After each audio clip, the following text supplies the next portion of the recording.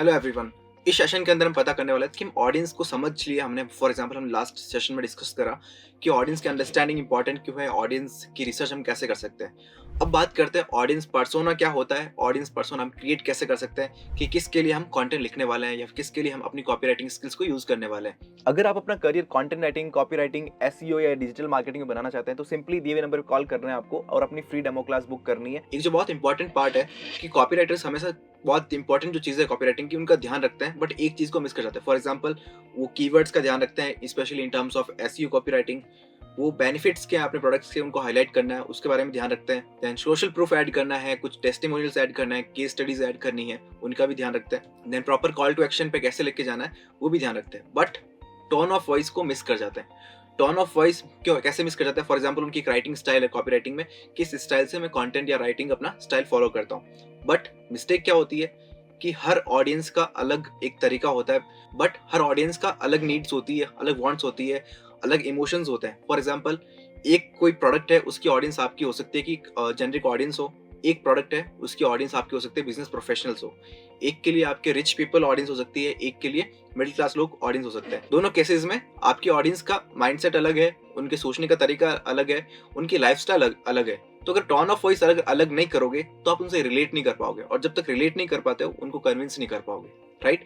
तो हम audience persona कैसे बनाए according to customers, according to our target audience, वो हम समझते हैं यहाँ पे। तो पहले बात करते हैं, क्लियर हो जाए अपने को कि पर्सोना या पर्सोना को हम अवतार भी कहते हैं, तो इसका मीनिंग क्या है।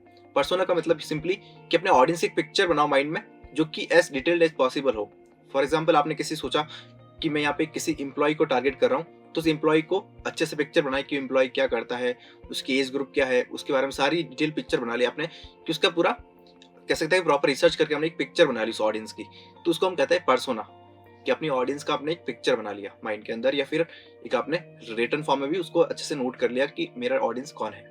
क्योंकि पर्सोना का इंपॉर्टेंट रोल क्यों है यहाँ पे, क्योंकि हर प्रोडक्ट का अलग पर्सोना होगा, हर प्रोडक्ट का अलग ऑडियंस होगा, इसलिए आपको हर प्रोडक्ट के लिए सेम टोन ऑफ यूज नहीं कर सकते।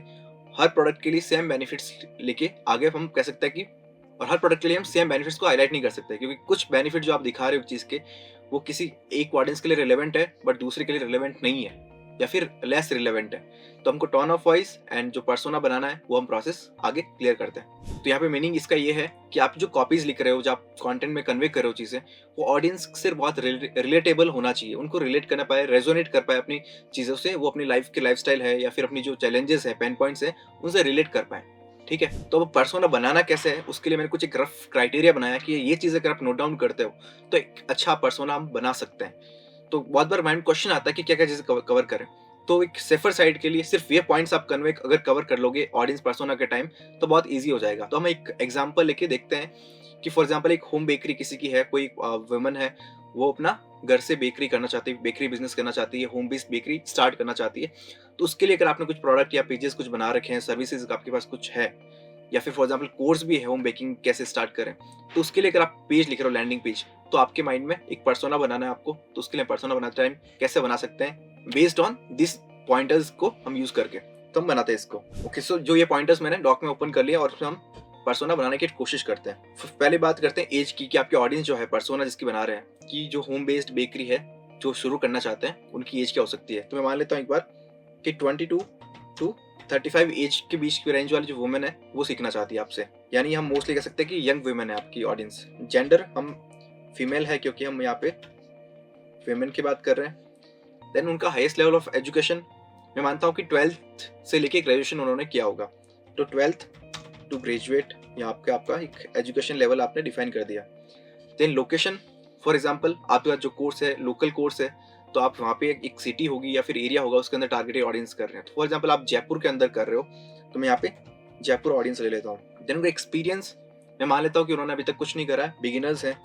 देन लुकिंग फॉर, वो किस चीज़ के लिए लुक कर रहे हैं, और लुकिंग टू डू, दो चीज़ें हैं कि क्या देख रहे हैं और क्या करना चाहते हैं। तो इसे लुकिंग फॉर और रिलायबल ट्रेनिंग और course to learn baking, right?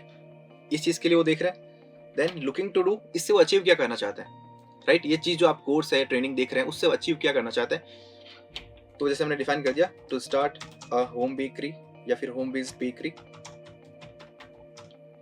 and earn from it without going outside.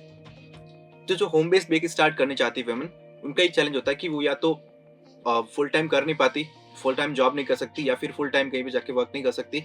तो वो सोचती है कि होम बेस्ड से अपने अकॉर्डिंग जो ऑर्डर्स वगैरह आते हैं उनको पिक कर ले, और without going out of home वो सब कुछ चीज़ें, एक अपना पैशन भी है, उसको फॉलो कर पाए। ठीक है, उनकी वांट्स क्या हो सकती है कि जैसे कि अर्न इनकम, या फिर हम कह सकते हैं कि वर्किंग वुमेन वो बनना चाहती है। तो इस टाइप से आप उनकी वांट्स को और अच्छे से डिफाइन कर सकते हैं, और सोचेंगे तो और अच्छी, और जो वांट्स है उनकी, वो आइडिया हो पाएगा। देन अदर बैकग्राउंड इन्फो, अगर कुछ है आपके पास माइंड में और आ रहा है कि ये इन्फॉर्मेशन भी एक पर्सोना के लिए इंपॉर्टेंट हो सकता है, तो जैसे हमने एक बार मान लिया हमने कि ओके, और हम बात कर सकते हैं कि doesn't want to leave home but still wants to have a source of income, they want to do something they are passionate about.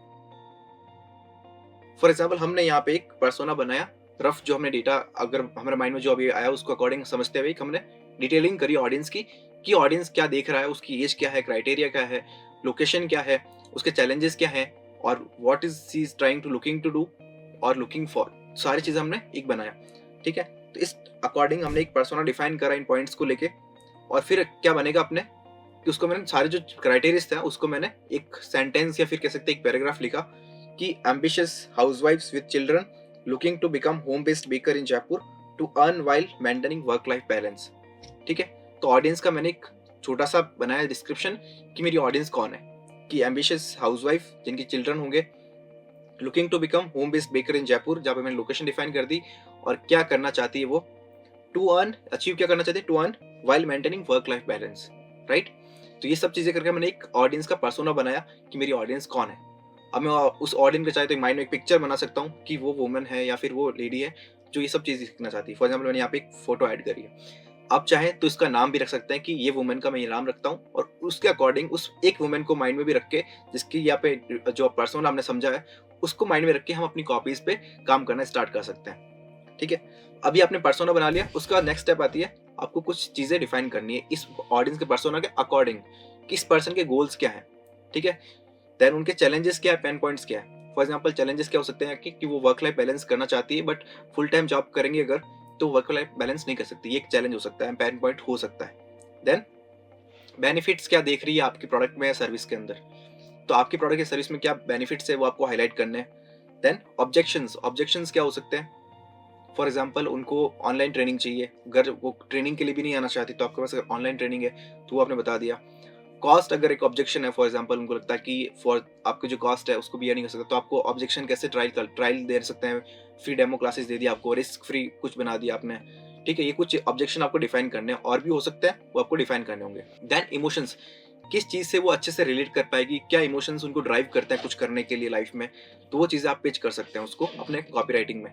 ठीक है, तो इस टाइप से हम अपने पहले ऑडियंस को पर्सोना डिफाइन करेंगे, उसको हम एक फोटोग्राफ बना लेंगे माइंड के अंदर कि अपनी ऑडियंस कौन है। ठीक है, देन हम ये पॉइंट डिस्कस करेंगे या फिर हम नोट्स बना लेंगे इन पॉइंट्स के भी कि ये चीजें उसके लिए ज्यादा मैटर करती है। फिर अपनी जो कॉपीराइटिंग की पार्ट होगा, देन हम अपना ड्राफ्ट बना लेंगे और फिर अपनी कॉपीराइटिंग के पार्ट में अपना कवर करेंगे सारी चीजों को उस हिसाब से ही, ताकि ऑडियंस कन्विंस हो पाए और उनको लगे कि ये जो चीज आ रही है वो मेरे लिए ही है। सो ये प्रोसेस एक बार फॉलो करना और एक प्रोडक्ट लेना आप अपने माइंड में, और उसके अकॉर्डिंग पर्सोना बना के प्रैक्टिस करना, ताकि एक बेटर अप्रोच आपको पता चलेगी कि पर्सोना बनाना कैसे है और वो इंपॉर्टेंट क्यों है। अब जब लिखना शुरू करोगे ना तो आपको हमेशा आइडिया रियलाइज हो जाएगा कि पर्सोना बहुत ज्यादा इंपॉर्टेंट क्यों है कॉपीराइटिंग के अंदर। Thank you.